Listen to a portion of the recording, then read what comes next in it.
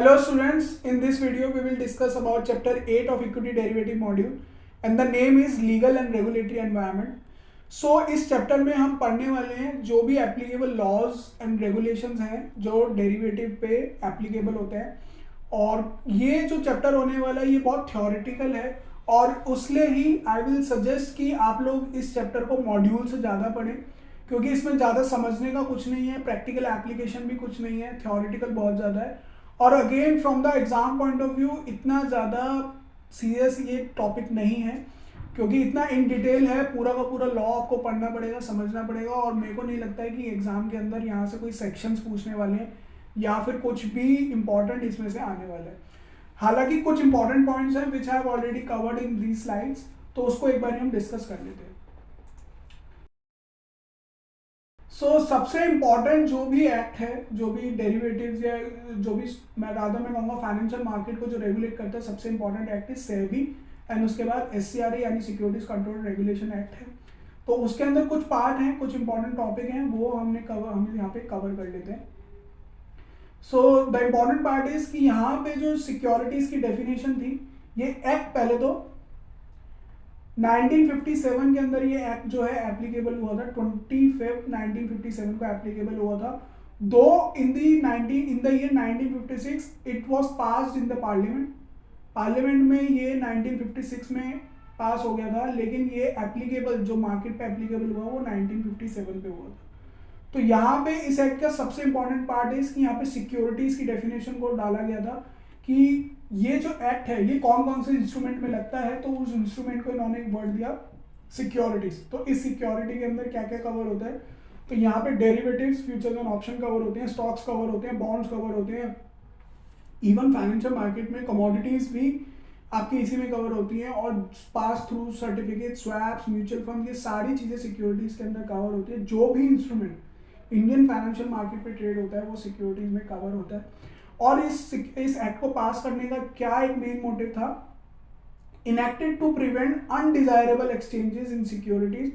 मतलब कुछ illegal exchange नहीं होना चाहिए, जैसे टेररिज्म फाइनेंस या फिर मनी लॉन्ड्रिंग के लिए ये सिक्योरिटी एक्सचेंज नहीं होना चाहिए।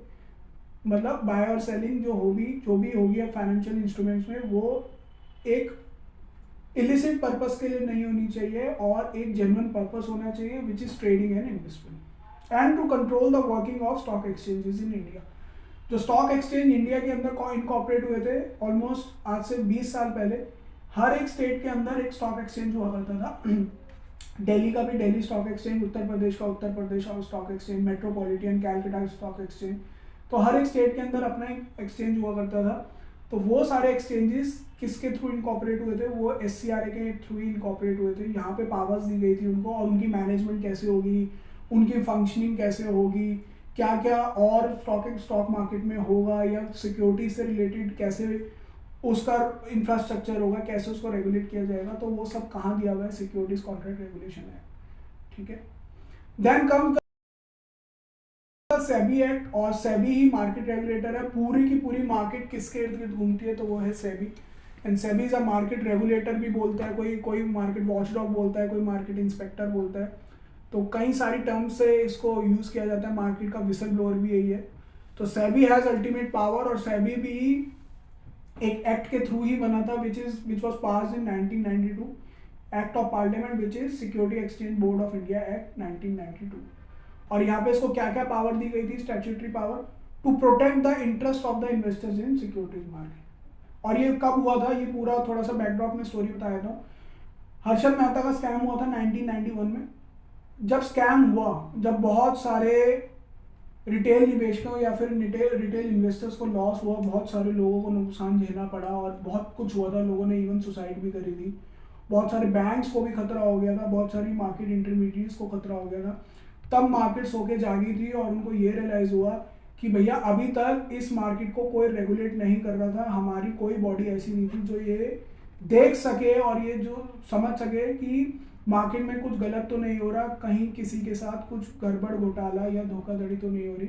तब जाके 1992 में गवर्नमेंट ऑफ इंडिया ने स्टेप उठाया और मार्केट को एक रेगुलेटर दिया जो पूरी फाइनेंशियल मार्केट को, पूरी फाइनेंशियल इंडस्ट्री की फंक्शनिंग को ओवरसी करेगा, which is known as securities exchange board of India. and this regulatory body is being headed by its chairperson जो अभी है माधुरी, मिसेस माधुरी बुश हैं, और वो इसको अभी हेड करती हैं, और उससे पहले कई सारे इसके चेयरपर्सन हुए हैं।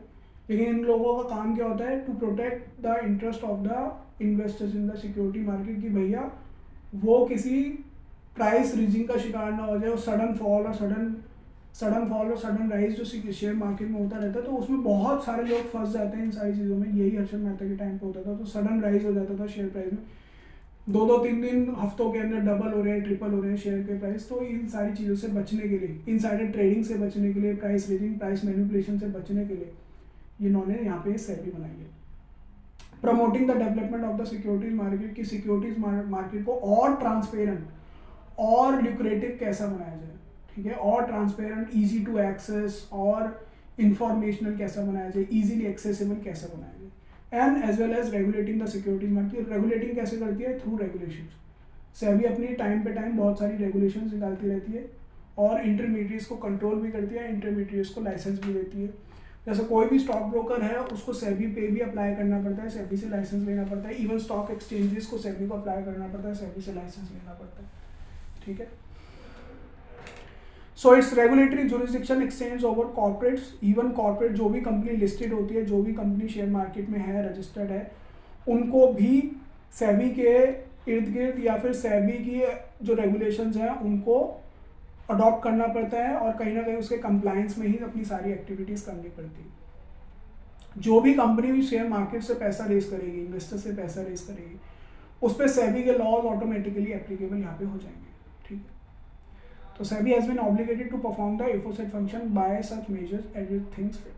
तो यहाँ पे क्वाजी जुडिशियल पावर है इनके पास, they can even enforce the attendance, ये किसी को भी कॉल आउट कर सकते हैं, किसी से भी डॉक्यूमेंट मंगा सकते हैं, और इवन वहाँ पे जाकर रेड भी मार सकते हैं उनके प्रेफरेंसेस पे, ठीक है। Besides above, recommendation of Dr. L.C. Gupta and Professor J.R. Verma committee are also important from exam point of view.